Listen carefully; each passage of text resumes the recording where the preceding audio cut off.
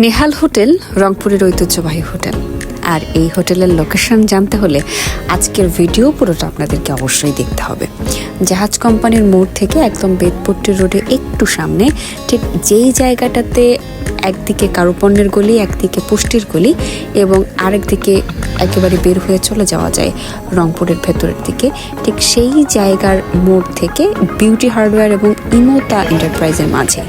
আসসালামু আলাইকুম। রয়েছি নেহাল হোটেলের গলির সামনে। অনেকে এই জায়গাটা খুঁজে পান না, একদম চিকন একটা গলি। বেদপট্টি থেকে একটু সামনে যে ভাষা চত্বর আছে, ভাষা চত্বরটা ক্রস করে সেই চত্বর থেকে একটু সামনে এসে এই গলির দিকে গিয়ে আমি একটু ভেতরে যাচ্ছি, আপনাদেরকে দেখাই। যাচ্ছি নেহাল হোটেলের ভেতর।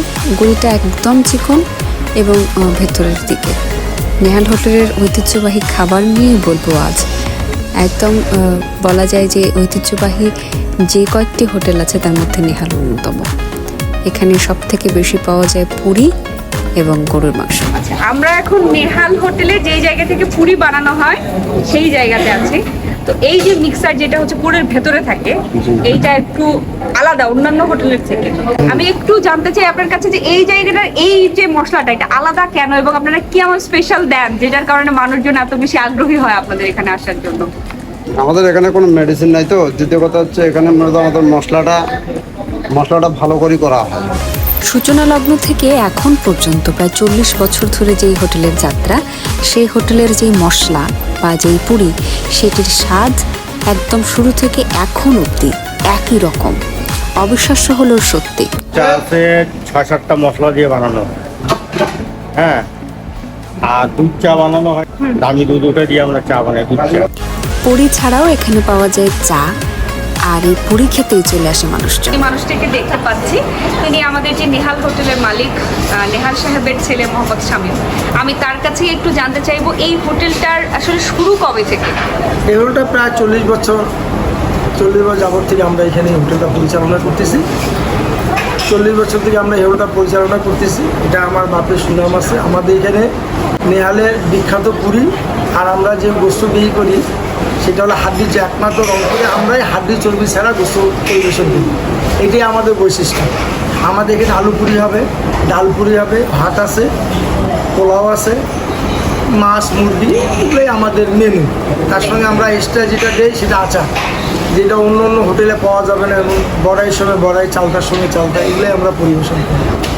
পুরোপুরি হাড় ছাড়া মাংস, 4টা পুরি এবং সাথে থাকে আচার, সালাদ, একটা দারুণ কম্বিনেশন।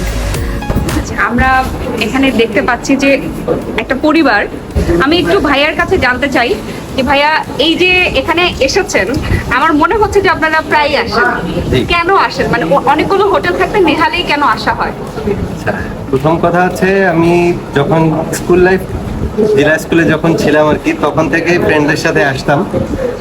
এবং তখন যে মানে কোয়ালিটিটা ছিল, নেহালের টেস্টটা যেটা ছিল, ওটা অন্য অনেক জায়গার থেকে মানে আলাদা এবং খুবই সুস্বাদু। এখানকার খাবার খেয়েও মজা।